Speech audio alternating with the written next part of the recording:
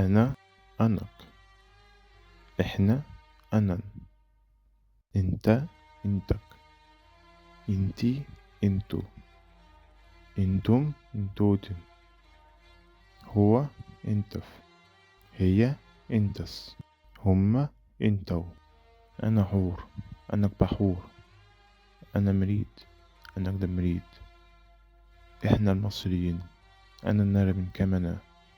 الضمائر المتصل في الزمن الحاضر الأول.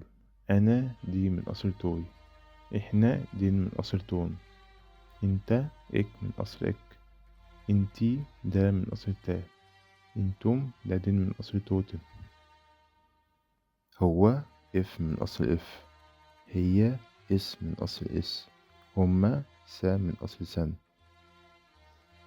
أمثلة من الزمن الحاضر الأول. أنا باكل دي غون، إحنا بنشرب دي نسو، أنت بتقرا إك أوش، أنتي بتكتبي ناس خي، أنتوا بتلعبوا ده دنجار، هو بيشوف إف نو، هي بتصلي إس دبح، هما بيقعدوا صح بس.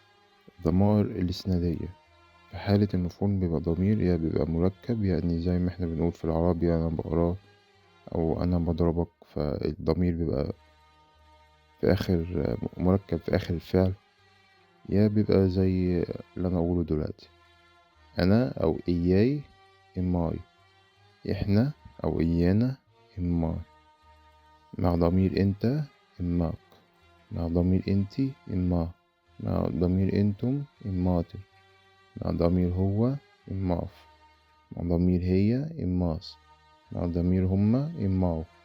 بمعنى إلي يبقى أراي، إلينا يبقى أران، بمعنى إليك يبقى أراك، بمعنى إليك يبقى أراه، بمعنى إليكم أرات، إليه أراف، إليها أراس، إليهم أراو. برضو بمعنى لي بني، بمعنى لنا بنن، بمعنى لك ببنك، بمعنى لك بنا، بمعنى لكم بنات، بمعنى له بنف، لها بنس، بمعنى لهم بنو. أمثلة تانية. أنا بقراه دي أوشن ماف أو دي أشف، هنا الفعل نفسه الصيغة بتاعتها اتغيرت لما بقت الضمير مركب، فهنا أوشن ماف هنا أشف. هو بيشوفك إفنو وراك، هي بتديلهم العيش إزدينا وبأيك، هي بتدينا العيش إزدن بأيك.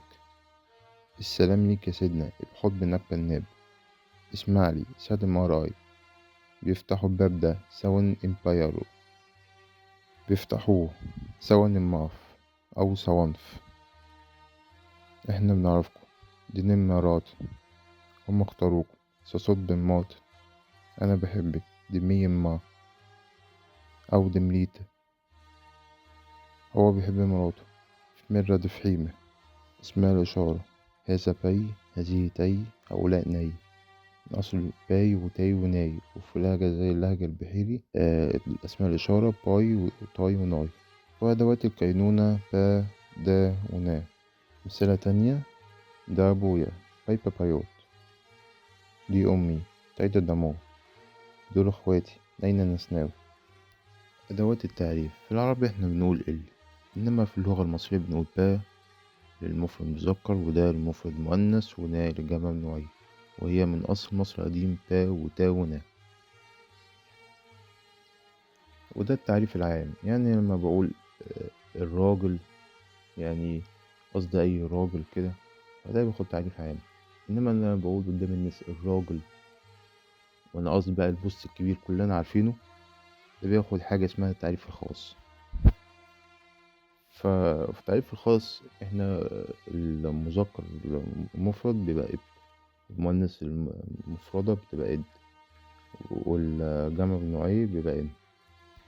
عشان كده في اللغة القبطية سواء في النصوص المسيحية أو مخطوطات اللي اتكتبت من مسلمين مصريين يعني في الأول، يعني الله يعني بنودة، فأنا لو بقول بنودة يعني الإله، إنما ابنودة هو الله يعني. برضو في حاجة نسيتها اللي هي الأسماء الإشارة البعيد، فأنا لما بقول ذلك الذي بقول بي، تلك التي تي، وفي الجمع بقول ني.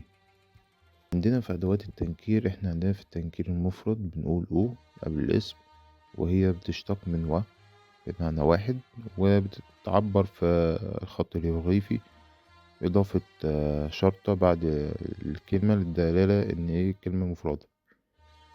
وفي التنكير الجمع احنا بنقول هن، وهي تركيب من هاينه بمعنى بعض أو شوية يعني، وهي من أصل نهي اللي اتطورت في المرحلة الديمقراطية في اللغة المصرية، اللي هي من أول عصر الأسرة 26 لحد القرن التاني الميلادي لهن. وبقى عندنا في القبطي هي هن برضو، وهي بتعبر في الخط الهيروغليفي بإضافة 3 خطوط بعد الكلمة، فكده ايه تعبر إن الكلمة جمع. وأمثلة بقى عندنا لما أقول عسلا، عسلاية يعني، بقول أويبيو. لما بقول أطفالا أو شوية عيال يعني بقول هنا خرودة.